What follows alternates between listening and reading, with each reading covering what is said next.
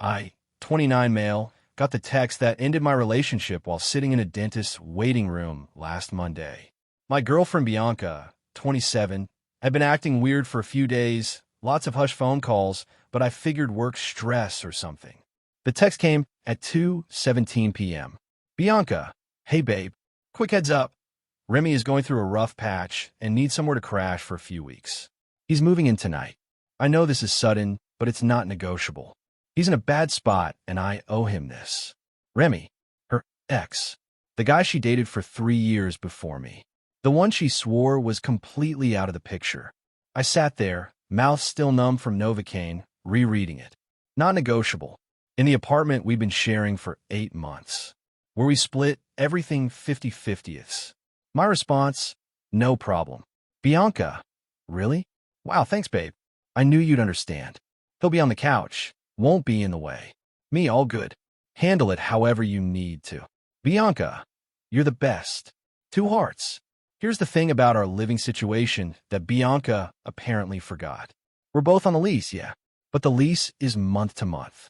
Either party can give 30 days notice to the landlord to remove themselves. And more importantly, the security deposit, that was entirely mine. $2,400. She couldn't afford her half when we moved in. Promised to pay me back. Never did. I left the dentist and went straight back to work. Acted normal. Texted Bianca about dinner plans like nothing was wrong. Then I started making calls. First call, my buddy Jerome. Asked if I could crash at his place for a few nights. He had a spare room, no questions asked. Second call, the landlord, Mr. Anderson. Explained I needed to remove myself from the lease, effective immediately due to an emergency situation. He said I need to give 30 days notice. I asked about the provision for domestic situations, when one party needs immediate separation. He said if both parties agree, it can be expedited. Third call, my cousin who owns a moving company. Asked if he had a truck available that evening. He did. Went home at 5 p.m. Bianca wasn't there yet. Perfect. I started packing. Not frantically, not angrily. Methodically. My clothes, my electronics, my kitchen stuff, I bought most of it. My furniture, the TV, the good couch, my desk setup. Left her stuff. Left the old futon she'd brought from her previous place. Left her decorations. By 7 p.m., I'd loaded everything into the truck. The apartment looked sparse, but livable. She still had basics. Then I sat down and wrote a letter to leave on the counter. Bianca, you said Remy moving and wasn't negotiable. I respect that. You've made your choice about what you need. I made mine. I've moved out and initiated my removal from the lease. Mr. Anderson has your contact information for the transfer. The full rent, $1,850, is due on the 1st. The security deposit was paid entirely by me, so that will be returned to me when the lease ends. Best of luck with everything. P.S. The utilities are in my name. I'll be canceling them tomorrow at noon. You want to set up new accounts. Left my key on the counter. Took photos of the apartment's condition, spotless, no damage.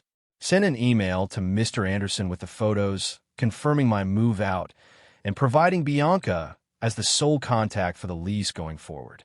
Then I left. Got to Jerome's place around 8 p.m. Turned off my phone. Opened a beer.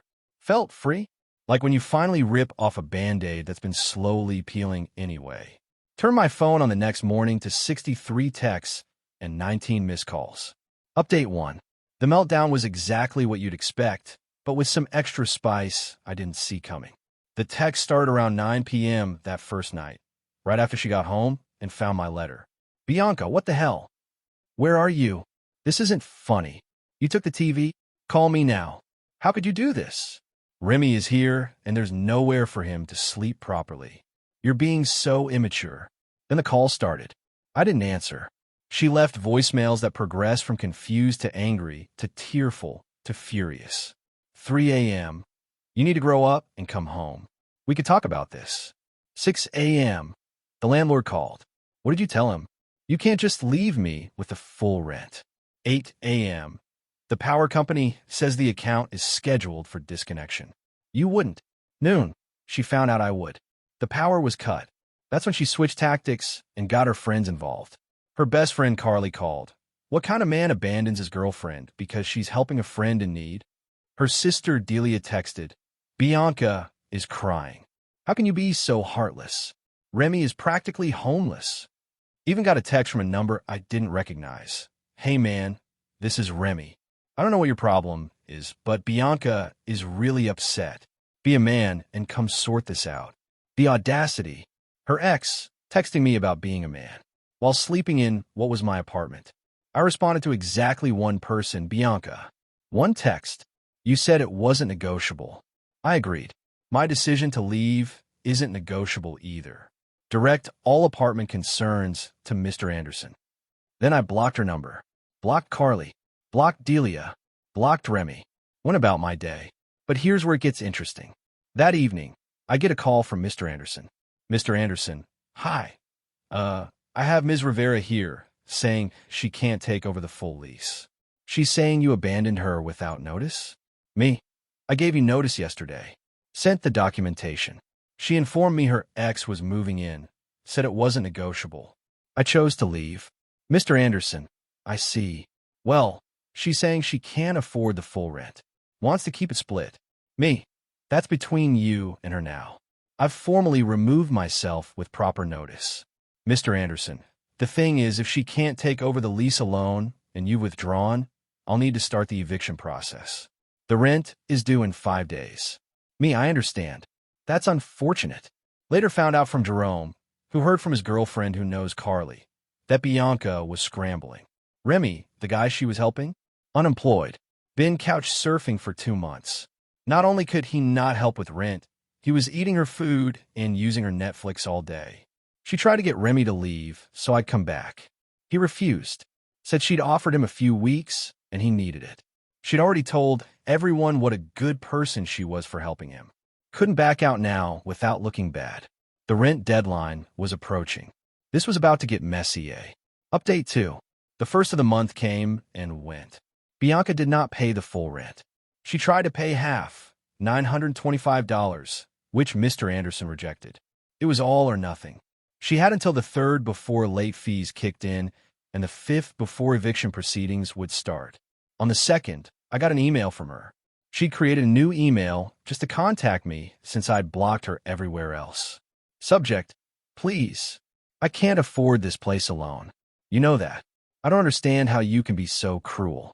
Remy is leaving tomorrow, but the damage is done. I need you to come back and at least help with this month's rent. I'll pay you back. Please don't do this to me. I didn't respond. On the 3rd, the dirty trick started. First, she showed up at my workplace. Security called up to my desk saying my wife was there for a lunch date. I told them I wasn't married and to please escort her out. She made a scene. Security had to physically remove her while she screamed about me owing her money. That evening, Jerome showed me her Instagram. She'd posted a sob story about being abandoned by someone she thought loved her and how she was facing homelessness because of a vindictive ex. The comments were brutal for me. People calling me trash, saying she deserved better. Whatever. I don't even have Instagram. But then she escalated to something actually problematic. She called my mom, my sweet, worry-prone mother who had no idea any of this was happening. Told her I'd abandoned her after she'd lost her job. Lie. That she was pregnant. Massive lie. And that I'd left her for another woman. Also lie. My mom called me in tears.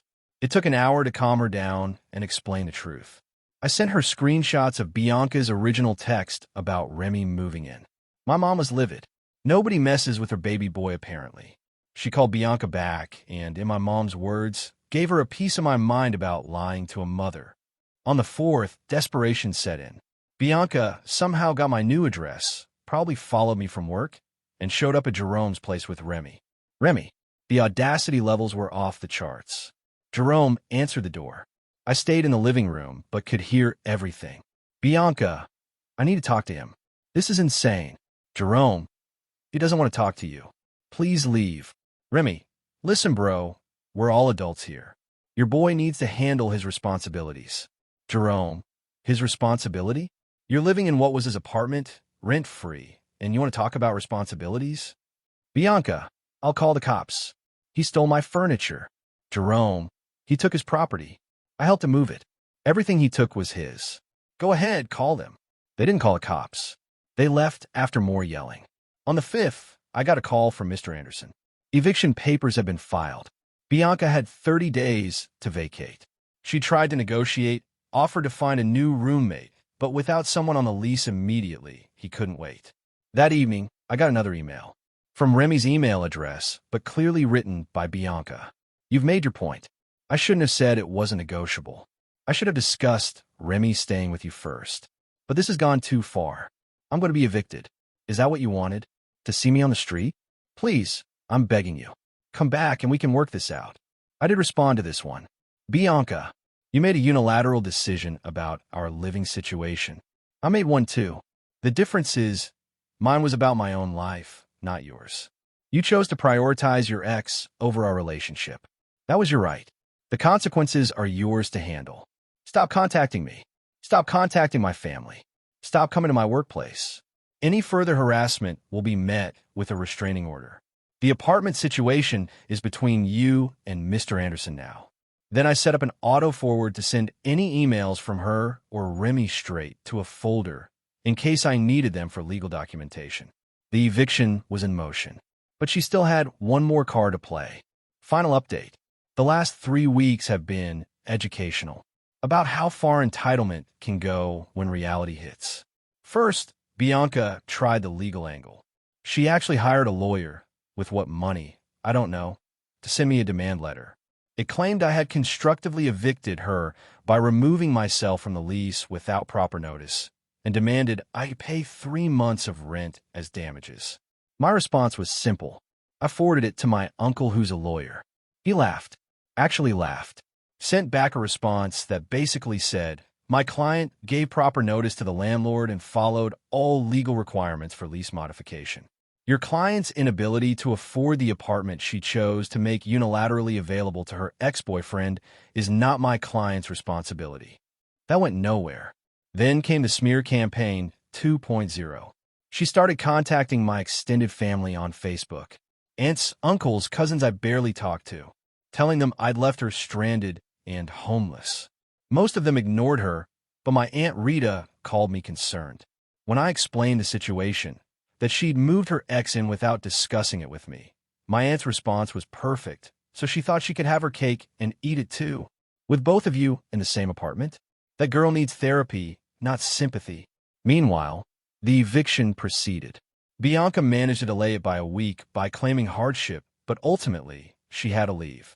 And here's where it gets almost sad if it weren't so predictable. Remy bounced the moment the eviction was final. Apparently, once she didn't have an apartment for him to crash in, he remembered he had other friends. Left her to pack and move alone. She tried calling me crying about it. The call went straight to voicemail, which I deleted without listening. But the real kicker came last week. I ran into Qley at a coffee shop. She tried to ignore me, but I was at the counter when she walked in. No avoiding it. Qley, coldly, hope you're happy. She's living with her parents now. Me? That's unfortunate. Qley, she loved you. She was just trying to help someone. Me? She made a choice. Every adult has that right. So did I. Qley, you destroyed her life over jealousy. Me, no. She destroyed our relationship by moving her ex in without discussion. I just declined to subsidize it. Then Qley said something that actually made me laugh. Qley, she's telling everyone you're abusive, that you financially controlled her. Me, the same everyone who knows she couldn't afford the security deposit, who knows I paid for most of our dates because she was always broke. Good luck with that narrative. She stomped off. Yesterday, I got one final email. Bianca again, new address. I know you hate me now. I get it. I messed up. Remy was a mistake. Moving him in was a mistake. Saying it wasn't negotiable was a mistake. I've lost everything. My apartment, my relationship, my dignity. My parents are so disappointed. I have to start over completely. I just wanted you to know that I learned my lesson.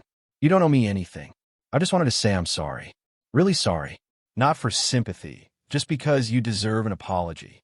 I hope you find someone who treats you better than I did. I didn't respond. There's nothing to say. She made choices, faced consequences. That's life. As for me, I'm good. Better than good, actually. Found my own studio apartment. Smaller than the old place, but it's all mine. No drama, no surprise roommates, no one making unilateral decisions about my living space. Jerome and I have become better friends through this. He said watching me handle everything so calmly taught him about self-respect and boundaries. His girlfriend apparently uses me as an example of not putting up with BS to her friends. My mom still randomly texts me, "Proud of you for standing up for yourself." She also may have told our entire extended family about that lying girl who tried to trap my son. Bianca is basically family gossip legend now, and not in a good way. The security deposit? Got it back in full last week. Mr. Anderson said the apartment was left in good condition, probably because I'd taken such good care of it. That $2,400 went straight into my savings. Thinking about using it for a vacation. Solo trip, no drama, no negotiations. The lesson? When someone tells you something about your shared life is not negotiable, they're telling you exactly where you stand with them. Believe them.